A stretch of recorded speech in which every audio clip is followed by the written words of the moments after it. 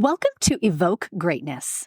We are officially entering year 3 of this podcast, and I am filled with so much gratitude for each and every one of you who've joined me on this incredible journey of growth and self-discovery. I'm Sunny, your host and fellow traveler on this path of personal evolution. This podcast is a sanctuary for the curious, the ambitious, and the introspective. It's for those of you who, like me, are captivated by the champion mindset and driven by an insatiable hunger for growth and knowledge. Whether you're just beginning your journey or you're well along your path, you're going to find stories here that resonate with your experiences and aspirations. Over the last 2 years, we've shared countless stories of triumph and challenge, of resilience and transformation. We've laughed, we've reflected, and we've grown together. And as we've evolved, so too has this podcast. Remember, no matter what chapter you're on in your own story, you belong here. This community we've built together is a place of support, inspiration, and shared growth. Where intention goes, energy flows, and the energy you bring to this space elevates us all. So whether you're listening while commuting, working out, or enjoying your morning coffee, perhaps from one of those motivational mugs I'm so fond of, know that you're a part of something special. Thank you for being here. Thank you for your curiosity, your openness, and your commitment to personal growth. As we embark on year 3, I invite you to lean in, to listen deeply, and to let these stories resonate with your soul. I believe that a rising tide raises all ships, and I invite you along in this journey to evoke greatness.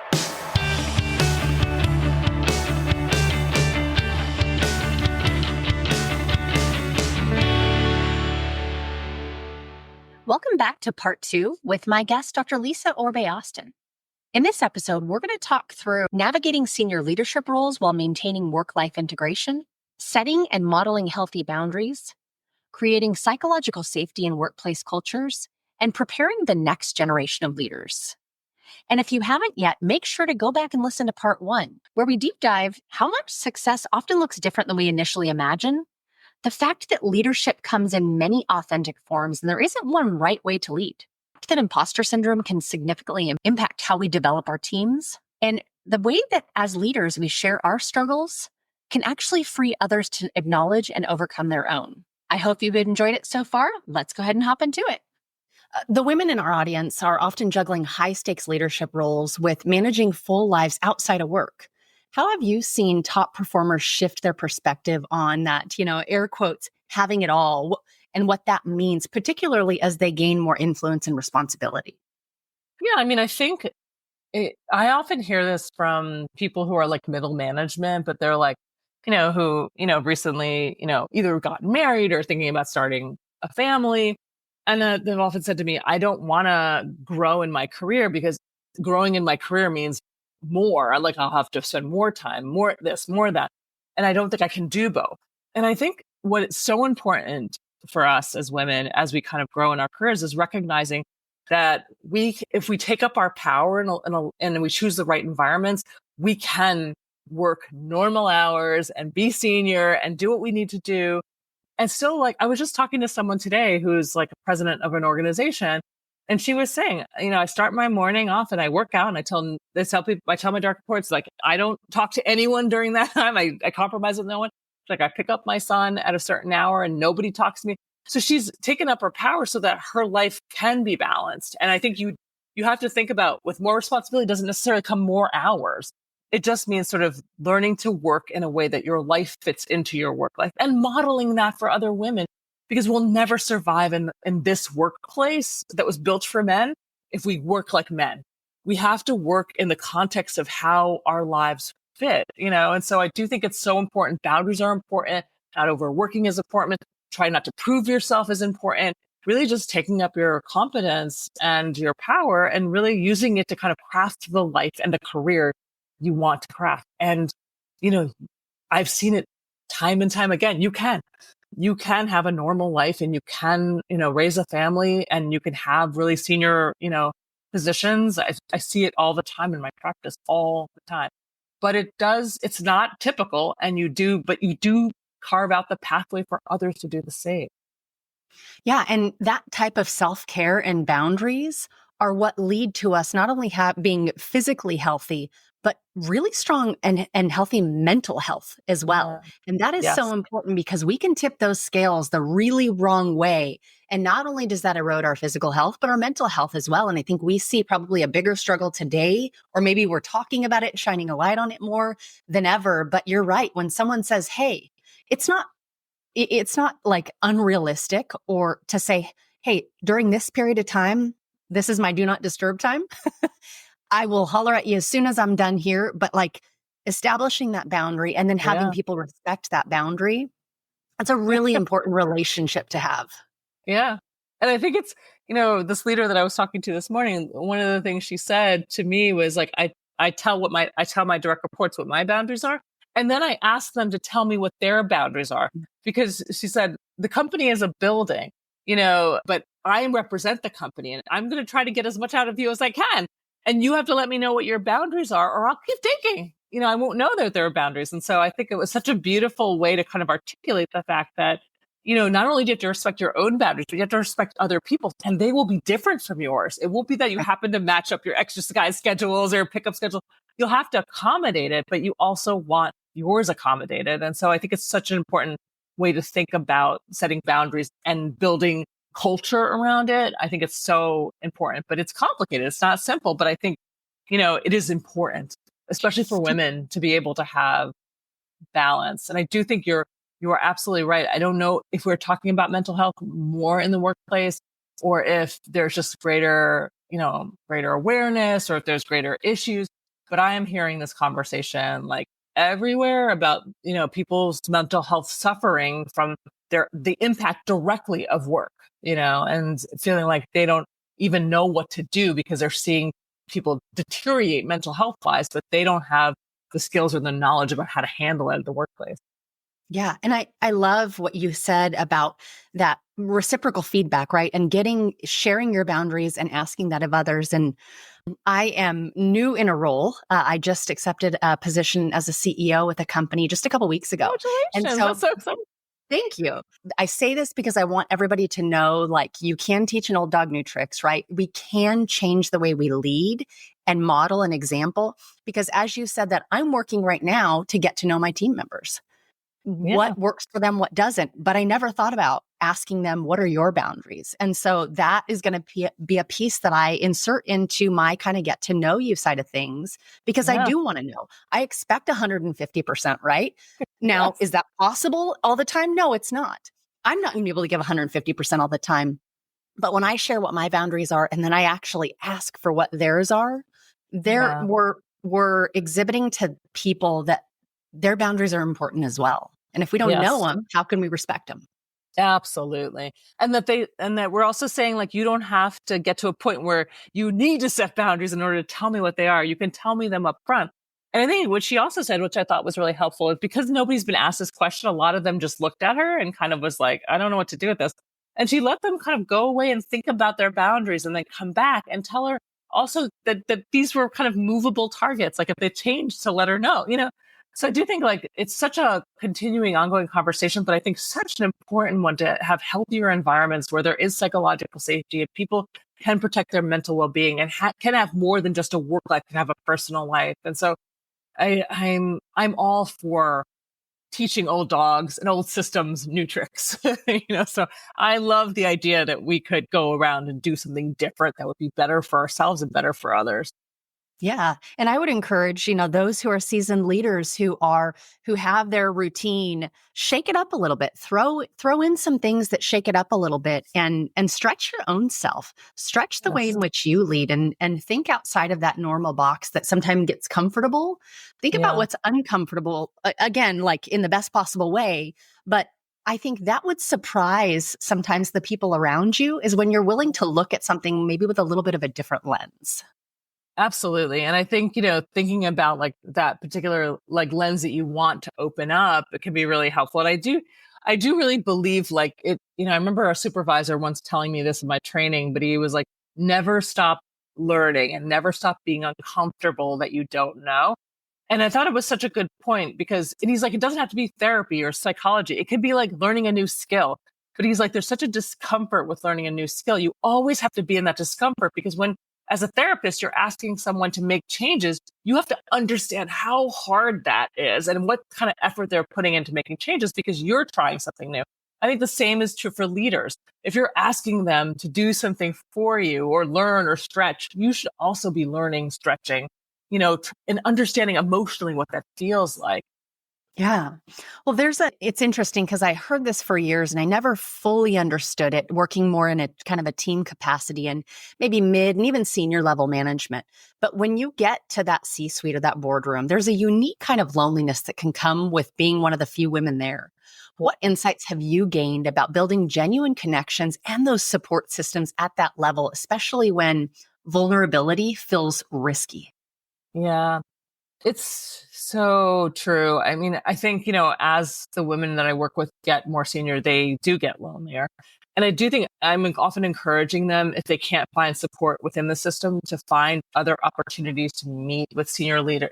There's all kinds of organizations that are trying to talk to women leaders, but to find these organizations so that they connect with other people at the same level so that they don't feel alone. Because I do also think even when there are a couple of women in the organization that are leaders, they're often turned against each other in a lot of ways. And I would hope that they can form a connection amongst each other. But if you can't, because of the way the system is set up, find it outside and try not to, in some ways, propagate like women coming after women at that senior level and really try to build with them. Because I do think we are greater and stronger in numbers when we are doing this together. They want to separate us for a reason. It becomes harder for us to have power if we don't have block. They've got blocks, men have blocks, power. We need blocks of power too. Even if we don't love somebody 100%, they can still be helpful and an ally in a lot of ways. And so I do think it's really important to find community and to not be alone. It is so important to be able to rise up the ladder because men are doing it. They're sharing information about how they got where they got and like the insider tips and the relationships. And women are just working hard oftentimes. And you have to be doing the other pieces too of building the relationships, looking at your next thing, like figuring out, angling, being strategic with your own career. And I do think relationships, I think, play the most important part of that. Yeah. And I think that also requires getting uncomfortable, right? And if you Yeah. want to make a connection with another executive woman, whether it's in your sphere or not, Yeah. be willing to ask. And sometimes it's going to be the uncomfortable no. Like, Yeah. no, I don't want to connect. No, I can't mentor you. No, whatever. Like, Yeah. I'm super busy right now. There's going to be the no. There's also going to be the yes, because there are a lot of women out there. Surprisingly, I think some people don't recognize this. There's a lot of women out there who are like, how can I show up for you and support you? And Yeah. sometimes we're in this safe box again, not wanting to take a risk because I don't want to look like I don't know what I'm doing. Well, no, we all need support. Yeah. Yeah. And I think, oftentimes what I see is less of the no. The no happens really rarely, but just more of the ignoring. And people Yes. take the ignoring as painful as the no sometimes. But I think you also have to recognize sometimes there's other things going on for that person why they can't support you. They're too busy, they're overwhelmed, they're maybe changing jobs, careers. So I think just try to think the most positive thing you can about them if they don't respond and keep trying because there will be people who say yes and people who believe in the mission of supporting other women leaders and know how difficult it is and how rare it is. And so I do think don't do it alone.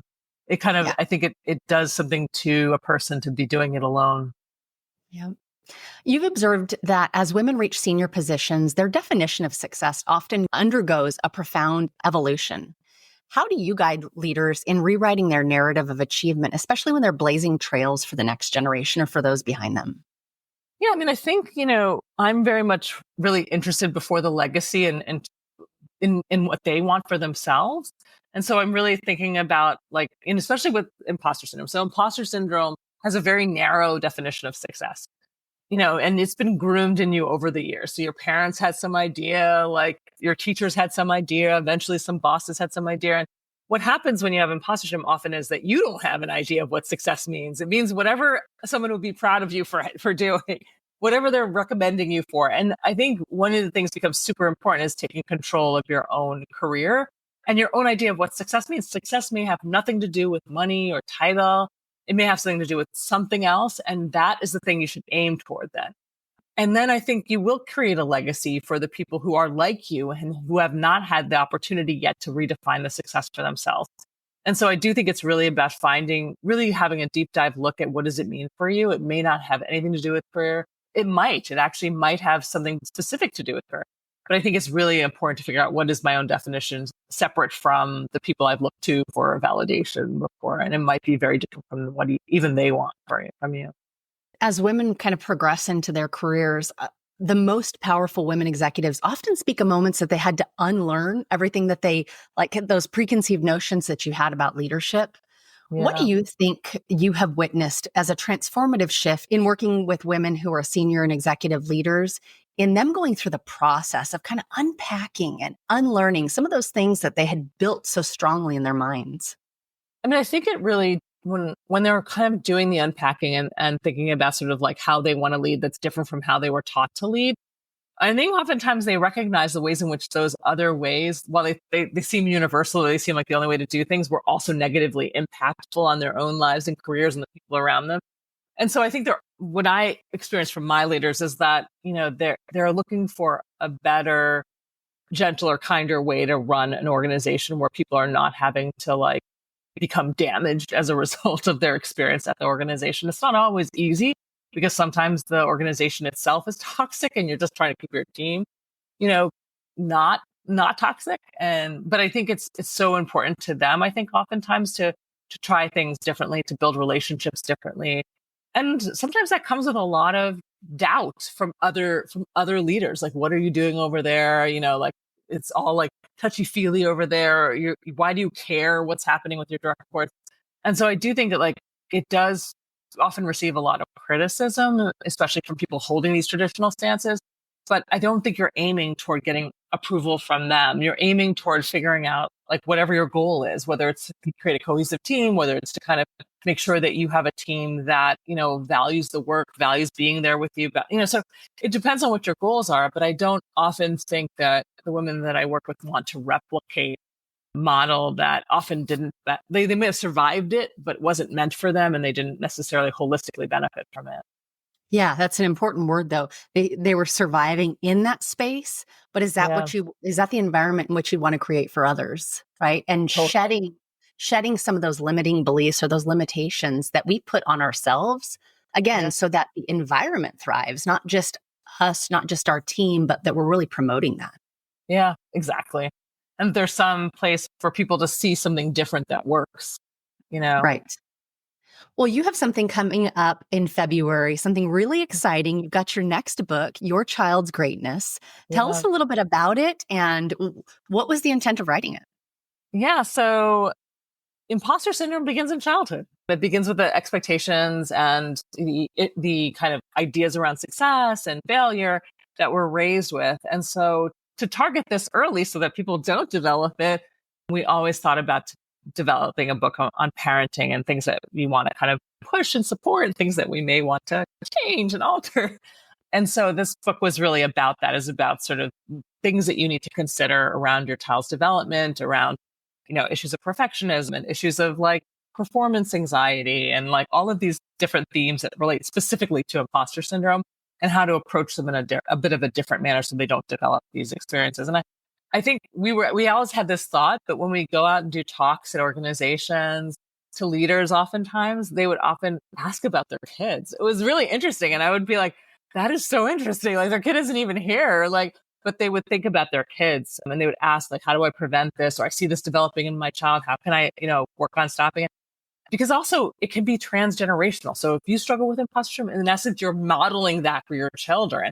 And that also can affect the way that they see how you interact with the world of work. And so, I think it sort of feels like a natural progression because the first book is about overcoming imposter syndrome individually. The second book was about managers, leaders, culture.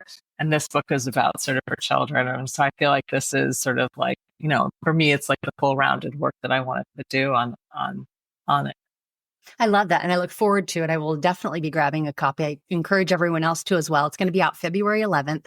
But as we think about it, we've been talking even about the modeling that we do in the office or the modeling we do with our team. But dang, we got to step back a little bit and remember we're only there for 8 whatever hours a day, but we're home the rest of the time. And so what are we modeling at home? And being willing to confront those things and have the self-awareness in service of you're seeking to get better, right? Let's make sure that we kind of shed some of that imposter syndrome and the unintended consequences that come with it for the sake of our children and what kind of leaders and people they're going to grow up to be. They're going to be, yeah. And talking about like legacy earlier, that is also part of your legacy if you have children, is like the way that they end up entering the world. So I do think it's such an important piece of the work. It's, for me, it's like a whole 360. It's like, let's get it nipped in the bud early so that we don't have to deal with it as leaders later on. Yeah. Well, my last question is one that I always love to ask people and get their insights. And so if it were your last day on earth and you have thought about all the experiences and wisdom that you have acquired over your lifetime, what is the one piece of advice that you would impart before you go? Good question. I would say be brave and think big. It's something I didn't really do early on, and I did not, I was brave, but not in service of thinking big, just surviving. But I think I would dream big for myself. Love it. Well, Lisa, I would love for you to share. I'll put all this in the show notes, but where can people find you, follow you, get copies of all of your books, find out more about the services that you provide? Yeah. So my books are available in all major booksellers, Amazon, Barnes and Noble, local independent places too. I'm also on Instagram at Dr. Orbe-Austin, where I post a fair amount. I've been a little shaky over the summer because of book work being written. And I'm also on LinkedIn. I'm a LinkedIn top voice, so you can find me talking about things there. My company's called Dynamic Transition Psychological Consulting, so you can see the website of all the services that we tend to offer. Excellent. Excellent. Well, as I said, I'll put all of that in the show notes. Thank you for coming on. Thank you for using your wisdom and experience and story and lessons that you've acquired to be able to share with others in their pursuit of greatness. Oh, thank you for inviting me. Thank you so much for listening and for being here on this journey with me. I hope you'll stick around. If you liked this episode, it would mean the world for me if you would rate and review the podcast or share it with someone you know may need to hear this message. I love to hear from you all and want you to know that you can leave me a voicemail directly. If you go to my website, evokegreatness.com, and go to the Contact Me tab, you'll just hit the big old orange button and record your message. I love the feedback and comments that I've been getting, so please keep them coming. I'll leave you with the wise words of author Robin Sharma. Greatness comes by doing a few small and smart things each and every day. It comes from taking little steps consistently. It comes from making a few small chips against everything in your professional and personal life that is ordinary, so that a day eventually arrives when all that's left is the extraordinary.